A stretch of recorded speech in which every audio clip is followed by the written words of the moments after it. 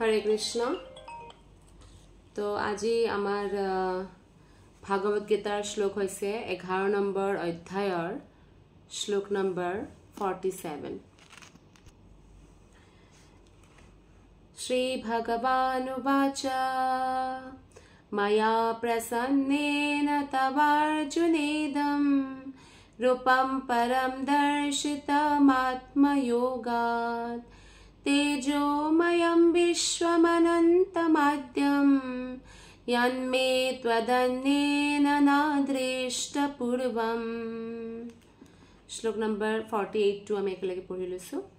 न वेदयज्ञाध्ययनैर्न दानैर्न च क्रियाभिर्न तपोभिरुग्रैः एवं रूपः शक्यहं नृलोके द्रष्टुम त्वदन्येन कुरु प्रवीरा। अनुवाद और तात्पर्य शिल प्रभुपादर द्वारा। शिल प्रभुपाद की जय। परमेश्वर भगवाने कले,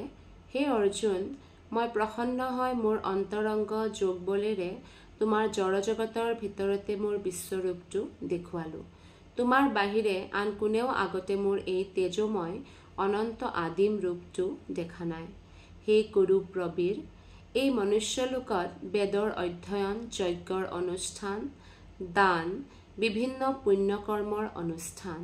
আৰু উগ্ৰ তপস্যাৰ বলেৰেও তোমাৰ বাহিৰে আগতে আন কোনোৱে মোৰ এই বিশ্বৰূপটো দেখিবলৈ সমৰ্থ হোৱা নাই। গতিকে এই দুইটা শ্লোক বহুত মহত্বপূৰ্ণ হয়। ভগৱান ভক্তৰ প্ৰতি যে কিমান মেহেৰবান হয়, কিমান কৃপালু হয়, কিমান দয়ালু হয়। ভগৱানে কৈছে যে মই প্ৰসন্ন হয়, অৰ্থাৎ ভগৱানক যদি কোনোবাই প্ৰসন্ন কৰি দিয়ে নিজৰ ভক্তি ভাৱনাৰে, প্ৰেমেৰে, তেতিয়া ভগৱানে আমাক বিৰল বস্তু অনায়াসে প্ৰদান কৰে। গতিকে কৃষ্ণই কৈছে যে মই প্ৰসন্ন হোৱা কাৰণে তোমাক এই বিশ্বৰূপটো দেখুৱালো অৰ্জুন, আৰু তোমাৰ বাহিৰে তোমাতকৈ আগতে কোনেও মোৰ এই বিশ্বৰূপটো দেখা নাই, যি বহুত তেজোময় হয়। তেজোময় মানে যেনেকে হেজাৰ হেজাৰ সূৰ্য বা চন্দ্ৰ উদয় হলে যি পোহৰ হয়, এনেকুৱা হয়।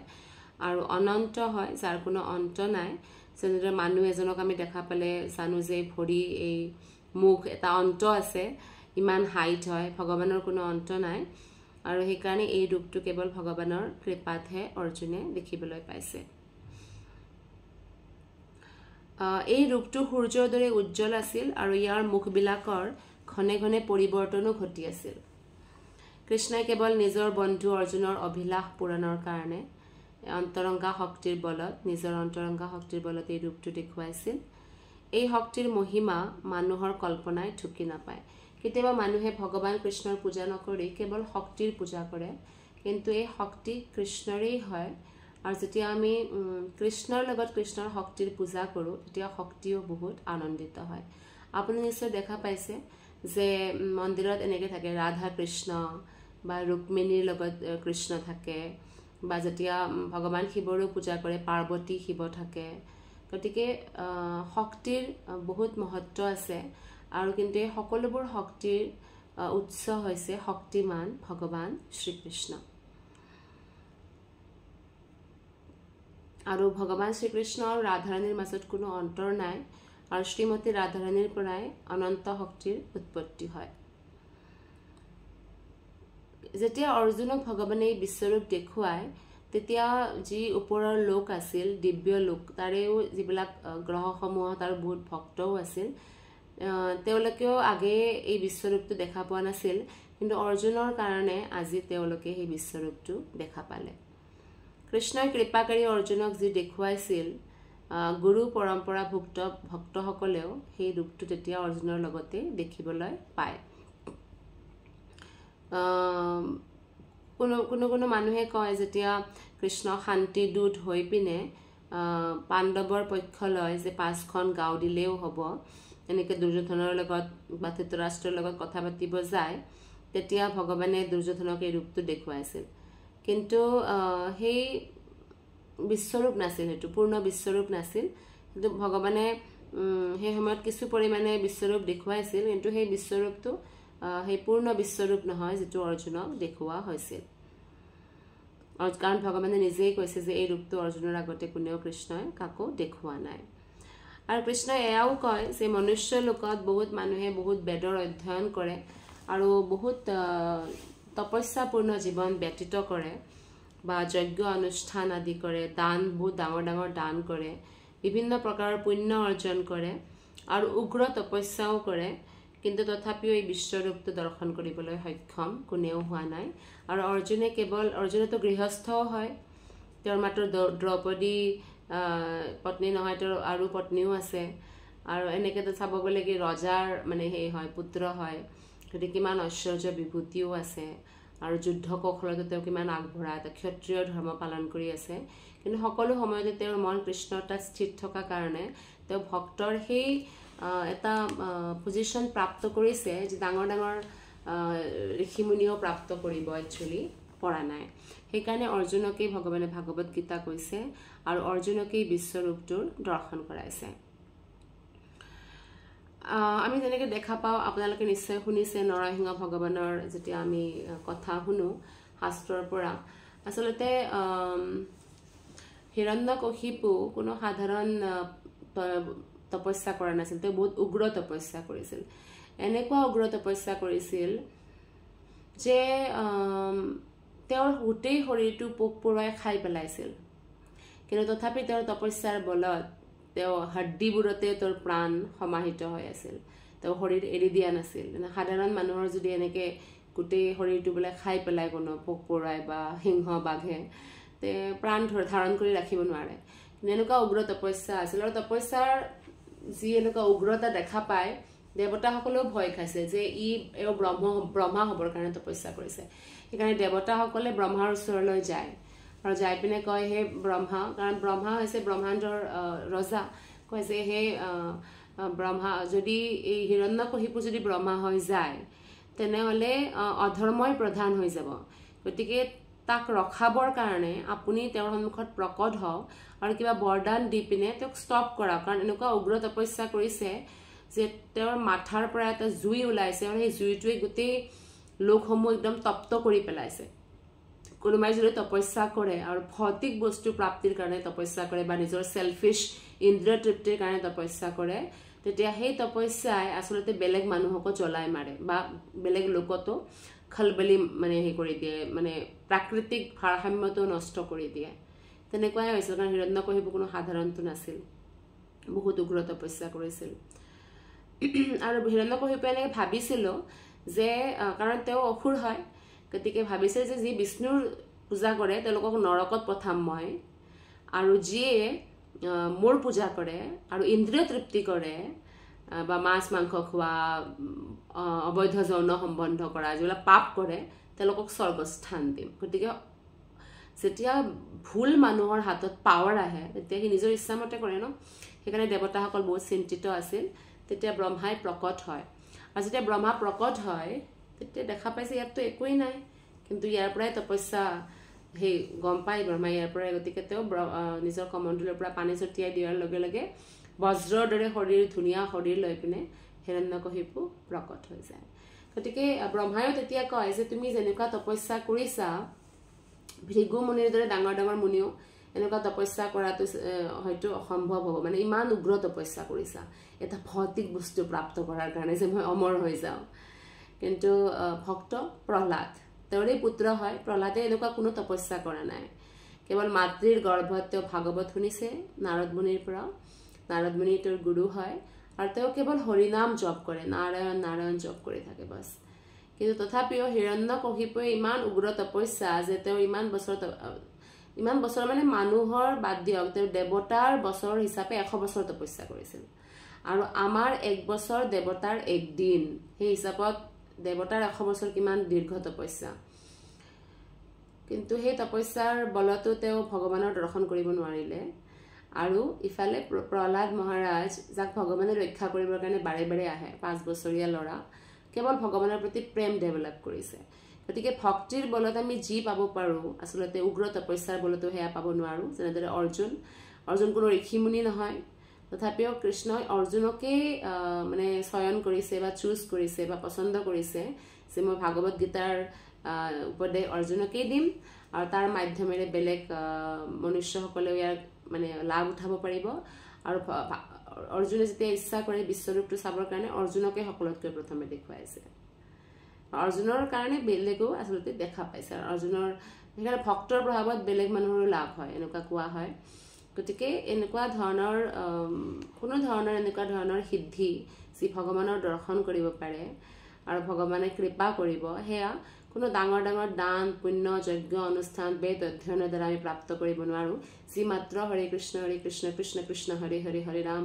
ৰাম ৰাম হৰে হৰে মহামন্ত্ৰৰ জপৰ দ্বাৰা আমি প্ৰাপ্ত কৰিব পাৰো গতিকে শ্ৰীল প্ৰভুপাদে তাৎপৰ্যত কৈছে যে এই সন্দৰ্ভত দিব্য দৃষ্টিনো কি ভালদৰে বুজি পাব লাগিব দিব্য দৃষ্টি কোনে লাভ কৰিব পাৰে দিব্য মানে দেৱতা সুলভ কোনোবাই এজন দেৱতা ৰূপে দিব্য ভাৱ লাভ নকৰালৈকে দিব্য দৃষ্টি লাভ কৰিব নোৱাৰে আৰু দেৱতা কোন বৈদিক শাস্ত্ৰত কোৱা হৈছে বিষ্ণু ভক্তা স্মৃতা দেৱাহ যিবিলাক বিষ্ণু ভক্ত তেওঁলোকক দেৱতাৰ শাৰীত গণ্য কৰা হৈছে আৰু আসুৰস্য বিপৰ্যয় অসুৰবিলাক বিপৰীত হয় তেওঁলোকে বিষ্ণুৰ ভক্ত নহয় বিষ্ণুক শত্ৰু বুলি ভাবে আৰু গতিকে নাস্তিকসকলক আসুৰিক বুলি কোৱা হয়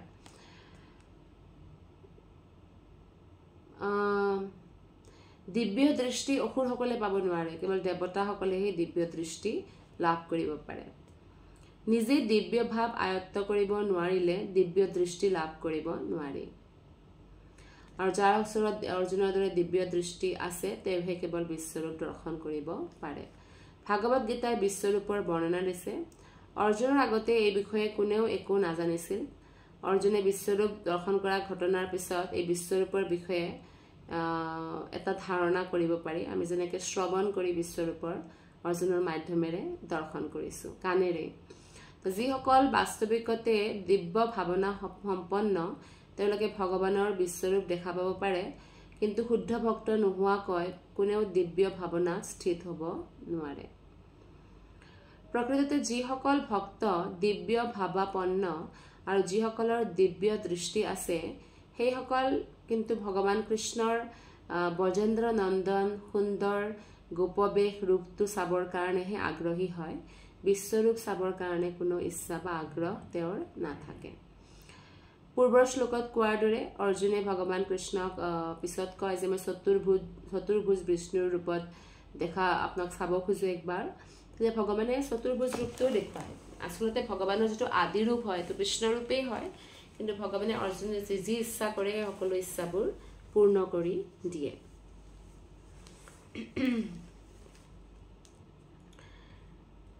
কিন্তু যেতিয়া অৰ্জুনে বিশ্বৰূপ দেখা পায় ইমান মানে ইমান ডাঙৰ এটা অনন্ত এটা ৰূপ দেখা পায় আৰু কাল ৰূপত যেনেকৈ ভগৱানে কিমান মানুহ ভগৱানৰ গোটেই যুদ্ধৰ আচলতে যোদ্ধাসকল ভগৱানৰ মুখত প্ৰৱেশ কৰিছে সেই চব দেখা পাই অৰ্জুনে ভয়ো খাইছিল এই শ্লোকত কেইটামান তাৎপৰ্যপূৰ্ণ পদ আছে যেনে বেদয় জ্ঞাধ্যয়ন হে যাৰ অৰ্থ হৈছে বৈদিক সাহিত্য আৰু যিবিলাক যজ্ঞ অনুষ্ঠান আদি কৰে যজ্ঞ বিধিৰ আয়োজন কৰে বেদ শব্দই সকলো ধৰণৰ বৈদিক সাহিত্যক বুজায় যেনে 4খন বেদ আছে ঋগবেদ যজুৰ্বেদ সামবেদ অথৰ্ববেদ 18খন পুৰাণ আছে 108খন উপনিষদ আছে তাৰ উপৰিও বহুত উপনিষদ আছে বেদান্ত সূত্ৰ আছে এই শাস্ত্ৰ ঘৰতে বা অন্য ঠাইলৈ গৈ অধ্যয়ন কৰিব পাৰি এইদৰে যজ্ঞৰ বিধি বিধানসমূহ জানিবৰ বাবে কল্পসূত্ৰ আৰু মীমাংসা সূত্ৰ নামৰ গ্ৰন্থসমূহ আছে দানই যিটো মানে শব্দ আছে এই শ্লোকটিত এই পদে এনে দানক বুজাইছে যি দান উপযুক্ত পাত্ৰক দিয়া হয় যেনেদৰে আপোনাৰ যাত সম্পূৰ্ণ বিশ্বাস আছে যে মোৰ দানটো তেওঁ নিজৰ পকেট খৰচৰ কাৰণে ইউজ নকৰি ভগৱানৰ সেৱাত ইউজ কৰিব তেনে ব্যক্তিক আমি দান দিয়া উচিত আৰু উপযুক্ত পাত্ৰ প্ৰভুপাদে ইয়াতে কৈছে যেনে ভগৱানৰ সেৱা কাৰ্যত লাগি থকা ব্ৰাহ্মণসকল আৰু বৈষ্ণৱসকল সেইদৰে পুণ্য কৰ্ম মানে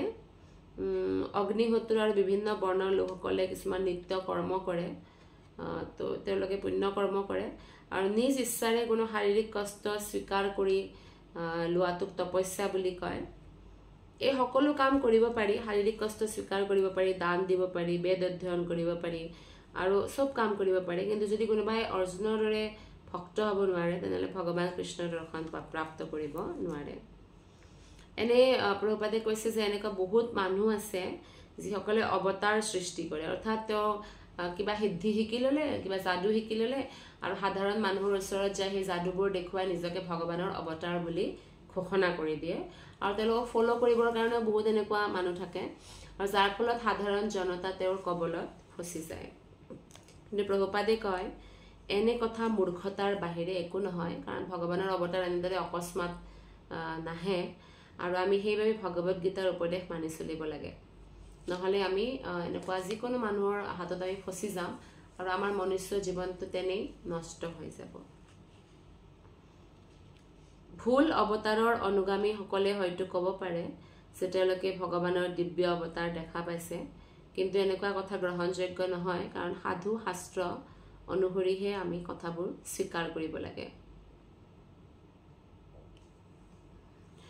শ্লোক নম্বৰ 49 এতিয়া আমি পঢ়িবলৈ লৈছোঁ। মাতে ব্যথা মা চ বিবুৰ ভাবো দৃষ্ট্বা ৰূপম ঘোৰমিদ্ৰেদমেদম ব্যপেতভিপ্ৰীতমানা পুনস্ত্বম তদেব মে ৰূপমিদম প্ৰপশ্য। মোৰ এই ভয়ংকৰ ৰূপ দেখি তোমাৰ কষ্ট হৈছিল আৰু তুমি বিমূঢ় হৈ পৰিছিলা। কৃষ্ণই চব জানে, কৃষ্ণ পূৰ্ণ চেতন। যেনেদৰে আমাৰ শৰীৰত যদি ক'ৰবাত মহে কামোৰে বা পোক পৰুৱাই কামোৰে, ব্ৰেইনটোতো মূৰৰ ভিতৰত আছে, কিন্তু আমাৰ ভৰিখনত বোলে কামুৰিছে, তথাপিও আমি গম পাওঁ। ঠিক তেনেদৰে ভগৱান আমাৰ যেনেকৈ আমাৰ শৰীৰটোক লৈ চেতনা আছে, ভগৱানৰ গোটেই সংসাৰক লৈ চেতনা আছে, ভৌতিক আধ্যাত্মিক জগতক লৈ। ক'ৰবাত কি হৈছে ভগৱানে লগে লগে জানে। গতিকে অৰ্জুনৰ মনত কি আছে কৃষ্ণই জানে, আৰু কৃষ্ণই কৈছে যে মোৰ ইমান বিশাল ভয়ংকৰ ৰূপ দেখি তুমি নিশ্চয় ভয় খাইছিলা, তোমাৰ মনত কষ্ট হৈছিল, তোমাৰ মন বিচলিত হৈছিল। এতিয়া সেইবোৰ সমাপ্ত হওক। সেই মোৰ ভক্ত, এই সকলো আহুকালৰ পৰা তুমি মুক্ত হোৱা। নিৰ্ভয়ে প্ৰফুল্ল মনেৰে তুমি চাবলৈ বিচৰা মোৰ এই ৰূপটো চোৱা। প্ৰথমতেই তেওঁৰ পূজনীয় পিতামহ আৰু গুৰুক্ৰমে ভীষ্ম আৰু দ্ৰোণক বধ কৰিব লাগিব বুলি ভাবি অৰ্জুন আচলতে বহুত বিচলিত হৈ পৰিছিল। কিন্তু কৃষ্ণই নিবিচাৰিছিল যে অৰ্জুনে যুদ্ধ নকৰি যুদ্ধৰ পৰা পলাই যাওক, কাৰণ অৰ্জুনৰ বহুত বদনাম হ'ব। তাৰোপৰি ধৰ্মৰ ৰক্ষাৰ কাৰণে অৰ্জুনে যুদ্ধ কৰিব। আৰু কৃষ্ণই অৰ্জুনক কৈছিল যে তুমি যদি যুদ্ধ নকৰা, তথাপি এওঁলোকৰ মৃত্যু মই লিখি দিছোঁ ইতিমধ্যে, কেনেকৈ হ'লেও এওঁলোকৰ মৃত্যু হ'বই। আৰু যি ভীষ্ম আৰু দ্ৰোণক বধ কৰাৰ কাৰণে অৰ্জুনে ইমান চিন্তা কৰিছিল, যেতিয়া তেওঁৰ পত্নীক তেওঁলোকে নিৰ্বস্ত্ৰ, ধৃতৰাষ্ট্ৰই পুত্ৰ নিৰ্বস্ত্ৰ কৰিছিল, যে কোনেও একো মাতা নাছিল, মৌন হৈ আছিল। কাৰোবাৰ সন্মুখত অধৰ্ম হয় আৰু তেওঁ যদি মৌন হৈ থাকে, সেই অধৰ্মৰ পাপ তেওঁকো চুৱে। গতিকে কৃষ্ণই অৰ্জুনক বিশ্বৰূপ দেখুৱাইছিল এই কথাটো দেখুৱাবৰ বাবে যে কিয়নো সেই অধৰ্মৰ পক্ষত তেওঁলোকে থিয় হৈছে, গতিকে তেওঁলোকৰ মৃত্যু নিশ্চিত হৈ পৰিব। এতিয়া অৰ্জুনে কৃষ্ণৰ যেতিয়া বিশ্বৰূপটো দেখা পালে, আৰু তেতিয়া অৰ্জুনে কৃষ্ণৰ যিটো আচলতে ভগৱান ৰূপ বা ঐশ্বৰ্য ৰূপ, সেইটোৰো আভাস পালে। এইদৰে অৰ্জুনে পিছত ভৱিষ্যতো দেখা পালে যে সকলোবোৰৰ মৃত্যুৱেই হ'ব। সেইকাৰণে পিছত কৃষ্ণক অনুৰোধ কৰে যে আপুনি প্ৰথম নিজৰ মধুৰ ৰূপত পুনৰ আহি যাওক। আৰু তেতিয়া কৃষ্ণই সেইকাৰণে নিজৰ যিটো দ্বিভুজ ৰূপ, যিটো অত্যন্ত সুন্দৰ ৰূপ, সেই ৰূপত অৰ্জুনৰ সন্মুখত প্ৰকট হয়।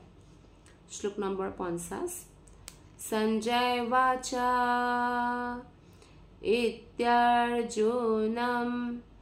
ইত্যৰ্জুনম বাসুদেবস্তথোক্ত্বা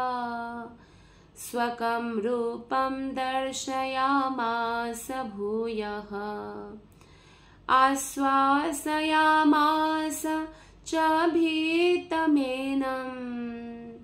ভূত্বা পুনঃ সৌম্যবপুৰ মহাত্মা। সঞ্জয়ে ধৃতৰাষ্ট্ৰক ক'লে, পৰম পুৰুষ পৰমেশ্বৰ কৃষ্ণই অৰ্জুনক এইদৰে কয় তেওঁৰ মূল চতুৰ্ভুজ ৰূপটো দেখুৱালে, আৰু অৱশেষত দুনাই নিজৰ সুন্দৰ 2 বাহুযুক্ত ৰূপটো ধাৰণ কৰি ভয়ত বিহ্বল হৈ থকা অৰ্জুনৰ মনলৈ প্ৰসন্নতা আনি দিলে। যেতিয়া কৃষ্ণই দৈৱকী বসুদেৱৰ পুত্ৰ হয় তেওঁলোকক দৰ্শন দিছিল তেতিয়া চতুৰ্ভুজ নাৰায়ণ ৰূপত দৰ্শন দিছিল প্ৰথমে কিন্তু যেতিয়া মাক দেউতাকে দেখা পালে দৈৱকী আৰু বাসুদেৱে চাৰিখন ভুজা লয় চাৰিখন হাত আৰু কংসই বুজি পাব যে এই ভগৱান বিষ্ণু হয় গতিকে তেওঁলোকে প্ৰাৰ্থনা কৰিছে আপুনি দুই হাতত আহি যাওক যাতে সাধাৰণ মানুহৰ পুত্ৰ ধৰে আপোনাৰ মানে গণ্য হয় আৰু গম নাপায় যে আপুনি এই ভগৱান হয় বুলি এনেকে তেতিয়া তেওঁ সেই শিশুৰ ৰূপলৈ ৰূপান্তৰিত হয় হেদৰে কৃষ্ণই জানিছিল যে অৰ্জুনৰ আচলতে চতুৰ্ভুজ ৰূপ দেখা পাবৰ আগ্ৰহ নাছিল কিন্তু যেহেতু অৰ্জুনে চতুৰ্ভুজ ৰূপ চাব খুজিছে তেতিয়া কৃষ্ণই চতুৰ্ভুজ ৰূপটোও অৰ্জুনক দেখুৱায় আৰু তাৰ পিছত নিজৰ নৰ্মেল ৰূপত তেওঁ আহি যায় সৌম্য বপুহু পদটো বৰ তাৎপৰ্যপূৰ্ণ সৌম্য বপুহু মানে এটা ধুনীয়া শৰীৰ এইটো আটাইতকৈ ধুনীয়া ৰূপ হয় কৃষ্ণ যি সময়ত আছিল সেই সময়ত তেওঁৰ এই সৌম্য বপুহু দেখি